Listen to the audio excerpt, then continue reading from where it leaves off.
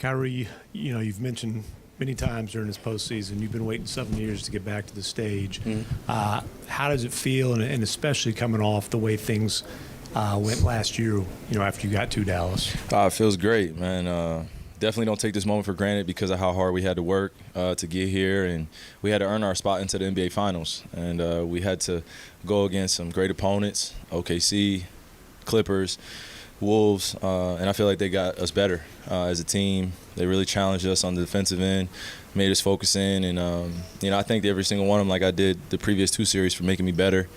And it has been 7 long years, but it's also felt like the right amount of time, in order to reward myself, be in the locker room with my teammates and enjoying it. Long time coming, so we are going to enjoy this, but we obviously know this is just a pit stop in the journey, and we got to get ready for that court turning gold, as I like to say. The shoes turn gold, the jerseys turn gold, and as a kid, that's what you dream of, getting to is the finals and being able to play against the best of the best with the whole world watching.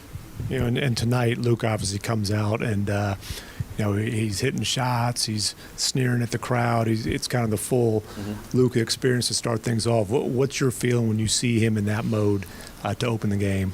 Man, I was enjoying it just like everyone else was.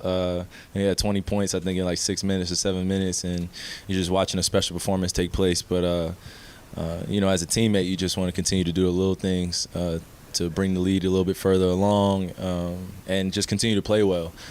We were happy where we were, but we weren't satisfied because we knew it was a long game. But when Luka starts off the game like that, we're a tough team to beat. So, kudos to him having a great series, a great playoff run in general, but just leading us that way and being able to kind of ease the tension a little bit and the emotions, starting off the game. You see our guy, Luka, scoring 20 like that, it eases everybody's pressure a little bit. What was going through your mind? Get 0, you guys have the ceremony, you're walking into the locker room with the trophy. What's kind of racing through your mind at that time?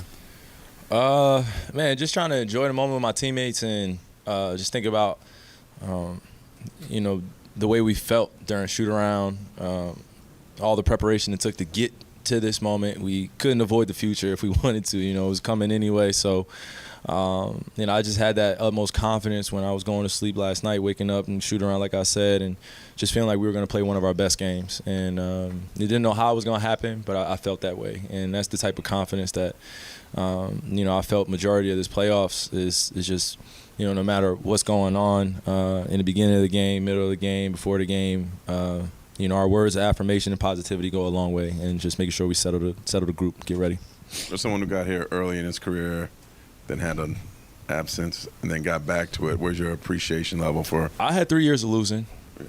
Yeah, I had 3 years of losing in Cleveland, as people like to remind me of, where I did nothing without certain guys on the team. So, I like to relish in those challenges because when you are a young player, you do take it for granted to a certain degree. But now that I'm in my 30s and I'm able to kind of stand on my own square more comfortably, more confidently, and know what my presence holds, know what my leadership is capable of doing when I'm around good people and they're supporting me selflessly. You just look back at all the failures, just on the other side of success. So just continue to chop wood, carry water, stay poised, make sure that we keep the main thing, and acknowledge how far we've grown. And how long it took to get to this moment. So I try to quantify the last 7 years, but it's really been my whole entire career. This is a long career, and I like to look at it that way. It's a journey. So grateful to be here with my teammates, though, and our staff, and everybody doing the little things for us to stay prepared and, just give us that good energy, man. I felt it all around us tonight. Kyrie, to that point, as this team came together and kept getting better, your teammates, your coaches, they talked a lot about the impact you have off the court and your leadership style and your voice. And really, your story feels like it's changing a bit right now. And on the one hand, I know you've always tried to block that out, but what does it mean to have some of that energy starting to get recognized out in this space? What do you mean? The way you interact with your teammates, the way you lift the guys up, and coming off a couple of years of a lot of negativity and having the energy. Just in the public. Brooklyn, Boston, you're going to see your own team now. The mood has changed. No, just how does it feel to have it recognized? What do you mean, like Recognized for what? The way that you're impacting the team. Oh, okay. positive No, way. I'm sorry. I just was trying to figure out where you. No, I think I'm grateful because it was an easy road, and I was able to grow as a person way beyond, as quick as I was growing as a player. And when you're in a professional environment such as this, and you can only be judged by your on-court performances and what people say off the court, and they don't know who you are, I think that's a little unfair. But that's the life we live in, and then life is not fair all the time. So I just stopped being a kid towards this industry and really grew up and grew my wings. I had another phrase I wanted to say, but I just developed a mentality to be able to brush off a lot of that stuff and realize that, when they're talking about me or saying things about me as a teammate, it's been a lot of people. I don't want, it's too many people to name, but that's not where my focus has been. It's always been on making sure my teammates understand who I am and what I want to accomplish with them, and being selfless in my approach, and also realizing that, everyone's going to have a past. Everyone's going to be judged for that. But I think putting your best foot forward and focus on the future is the best place to be. All the stories and narratives are going to exist forever. I'm sure I'll hear it until I retire. But again, this is what comes with this industry. This is a very young league. It's 75 years, 76 years in the making. People think it's like 100+ years like other leagues, but there are no rules in this.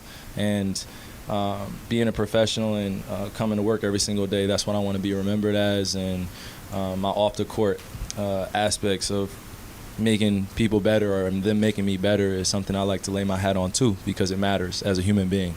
I've been there for these guys. They've been there for me. I've told them some very intimate things, very vulnerable things about who I am and what I've dealt with, and they've been able to really shower me with the support and love that's needed for any human being, not just because I'm Kyrie Irving and the way that they, see me in the public eye. They really protect me, and I protect them, and I'm grateful for them. That's all I've ever asked for, is from an organization or my teammates, is for them to protect me the same way I protect them, because I go out of my way to speak good things about people, to be in the right place for them, and understand that, human emotions can get the best of you, but how you respond is how you're going to be remembered. All right, Luke is ready, so Yes. thank you, Kyrie.